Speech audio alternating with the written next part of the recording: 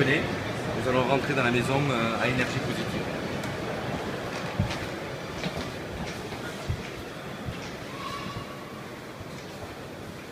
Donc voilà, nous nous trouvons dans une maison à énergie positive. Donc nous fournissons de l'électricité par rapport au photovoltaïque et surtout nous avons un système d'isolation qui est très poussé au niveau des murs, au niveau du sol, au niveau du plafond. Pouvez-vous nous présenter vos activités et nous faire part des sentiments qui vous ont poussé à vous engager dans ce combat contre la pollution?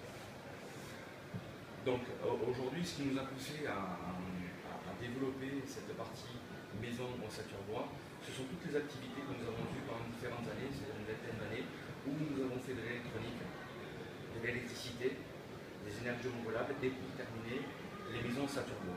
Si vous comprenez bien, il y a une sorte de synergie qui fait que toutes les sociétés qui sont dans le même lieu dépensent moins d'argent, moins d'énergie. Moins d'argent pourquoi? Parce que toute la partie intelligence se retrouve à l'intérieur de la même coquille. À partir de là, même au niveau de l'habitation, nous sommes tous dans la même coquille et donc forcément, lorsque nous allons nous déplacer chez un client, nous nous déplaçons avec moins de véhicules pour dépenser moins de gasoil, donc moins d'énergie fossile et à partir de là, déjà nous commençons tout ce qui est intelligence vis-à-vis de l'économie et vis-à-vis de la gestion des déchets et autres. La plupart des matériaux, c'est du bois.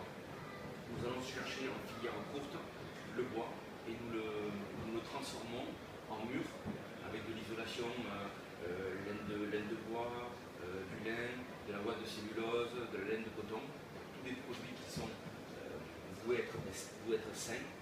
Et à partir de là, donc, nous montons nos murs. Ensuite, nous les transportons avec un camion toujours au plus court, pour des raisons qu'on peut connaître. Dès qu'on prend un véhicule, on le démarre, forcément il y a du CO2 qui est fabriqué, préservant la couche d'ozone. Donc à partir de là, cycle court entre le client final et nous.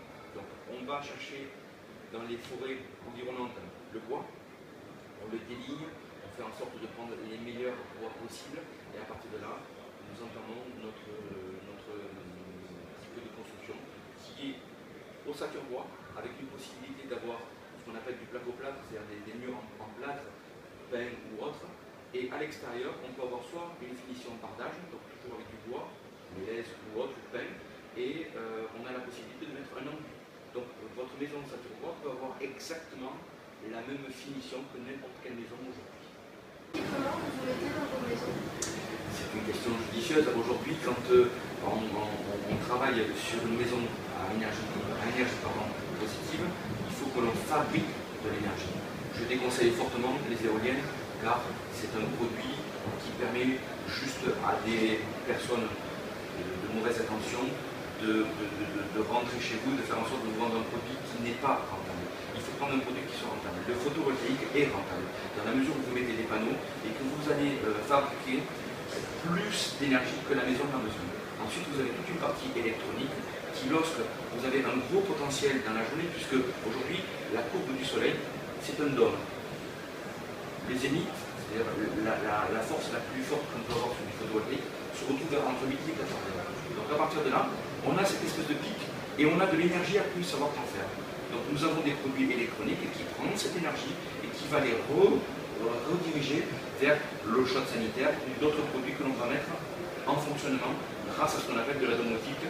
Et ça, c'est quelque chose qui marche tout à fait et qui, lorsqu'il y a une panne, parce que dans toute partie électronique il peut y avoir des pannes, automatiquement on revient sur un fonctionnement basique, normal, comme on a dans toutes les autres maisons. Mais sinon, ce produit-là permet d'automatiser toute la partie électrique, délester certains produits, avoir besoin d'une énergie et tout ça à travers de l'énergie photovoltaïque. Est-ce que vous pensez que vos maisons influencent le combat contre la pollution? Bien sûr, dès que l'on travaille, vous savez ce qu'on appelle les énergies fossiles, que l'on peut connaître, le charbon, le gaz, le pétrole, sont des énergies, alors j'en doute, mais bon tant pis, sont des énergies qui, le nucléaire, sont des énergies où il faut beaucoup de personnes, beaucoup de transport, beaucoup de pollution sont à travers tous ces produits-là. Ensuite, vous avez des panneaux photovoltaïques du chauffage par le granulé ou par le bois. Ça, ce sont des produits qui sont sains. Vous mettez une bûche, ça vous donne des calories pour chauffer votre maison. Donc aujourd'hui, grâce à tous ces produits que nous vendons tous autour de nous, vous êtes même au salon de l'habitat, il n'y a pas que moi qui fais ce genre de produits. Tous ces produits-là, à notre humble niveau, on lutte contre la pollution grâce à des choses qui sont saines. Aujourd'hui, vous savez, avec une bougie, vous éclairez, avec un morceau de bois, vous vous chauffez. Revenons sur des choses simples. N'allons pas compliquer les choses. Alors tout à l'heure, je vous ai parlé d'électronique. C'est vrai que l'électronique, c'est un petit peu pour les feignants. Les gens qui n'ont pas envie de rentrer chez eux, de prendre un morceau de bois, de mettre ça dans la cheminée. Donc à partir de là, on les aide. Parce qu'en fait, il va falloir taper sur toutes les tranches de population pour arriver à enrayer cette pollution qui est faite tous les jours. Merci pour votre énergie. Merci. Nous allons nous quitter sur des images fabuleuses car n'oubliez pas que préserver la planète aujourd'hui des dangers de la pollution et s'engager dans le développement durable, c'est sauver notre planète de demain.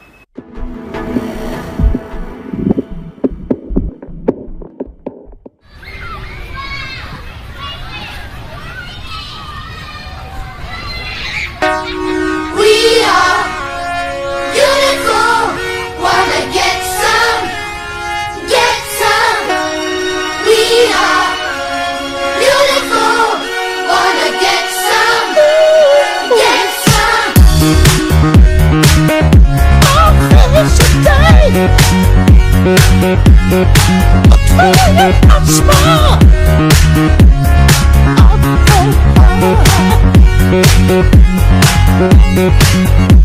A face, a day, a great home, a tree, a moon to let go.